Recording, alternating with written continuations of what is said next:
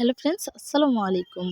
আজকে আমি রান্না করব হাঁসের ঠ্যাং, তারপরে হচ্ছে মাথা, তারপরে কলিজা ঘিলা এগুলো। তো এগুলো হচ্ছে পিকনিকে যে খেলাম হাঁস, ওই হাঁস থেকে যেগুলো ফিরেছে এগুলো রেখে দিয়েছিলাম। তো কি করব ভাবতে ভাবতে তো আজকে রান্না করার জন্য নিয়ে নিয়েছি। তো কলিজা ঘিলাগুলো আমি এক্সট্রা রেখে এগুলো আমি ধুয়ে ভালো করে পরিষ্কার করে এখন মশলা কষিয়ে হলুদ মরিচ স্বাদমতো লবণ দিয়ে এখন ভালো করে কষিয়ে নিচ্ছি। মশলাটা যত বেশি দিবেন ততই ভালো লাগবে তরকারিটা। এখানে আমি দিয়ে দিলাম দারচিনি, এলাচ, তেজপাতা দিয়ে ভালো করে এখন ঠ্যাংগুলো দিয়ে ভালো করে কষিয়ে নিচ্ছি।